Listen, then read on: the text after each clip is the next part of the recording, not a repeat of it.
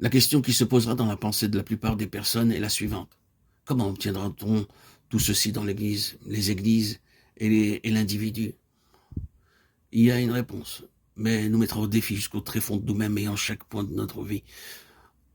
Beaucoup de choses, peut-être tout, dépendront de l'importance du sérieux dont nous sommes concernés par le dessein de Dieu et donc de la manière dont nous sommes prêts à rejeter tout préjugé, toute superficialité, tout scepticisme, toute familiarité et peut-être nos traditions.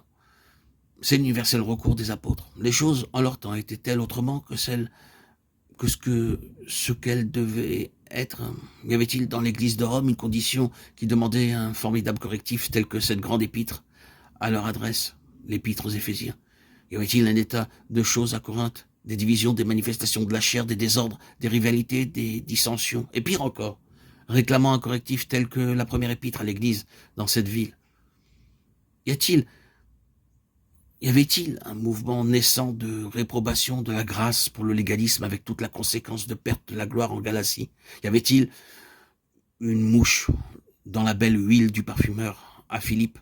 Y avait-il une menace de fausse spiritualité dans la forme de mysticisme à Colosse? Oui, tout ceci et d'autres choses encore qui menaçaient le témoignage des églises et leur influence dans le monde. Les apôtres n'ont pas excusé cela, ni trouvé des circonstances atténuantes, ni l'ont accepté. Toute leur attitude fut « ces choses ne doivent pas être là ». Comment ont-ils abordé ces situations? Avaient-ils une base commune et un moyen commun d'aborder cela et d'y remédier? Oui, ils en avaient un. C'était la même dans chaque cas. À Rome, c'était Romains 6, 3, 10, 12, 1, 2. En Galatie, Galates 2, 20, 5, 24, 6, 14. À Philippe, Philippiens 2, 5, 8. Et à Colosse, Colossiens 2, 11, 12, 3, 3. Eh bien là, c'est évident, clair et positif. La croix de Jésus-Christ, amenée par le Saint-Esprit, juste à la racine et au fondement de la vie de chaque croyant. Une crise fondamentale et par la suite, une œuvre intérieure et une œuvre extérieure.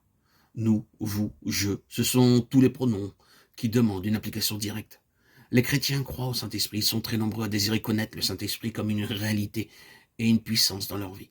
Mais il faut réellement comprendre et reconnaître que le Saint-Esprit est consacré et marié à la croix. Sa venue a demandé l'œuvre de la croix. C'est seulement après la représentation symbolique de la croix dans la mort, l'ensevelissement et la résurrection avec Christ par le baptême, ainsi compris, que le Saint-Esprit a pris sa place en manifestation de puissance dans la vie des premiers croyants.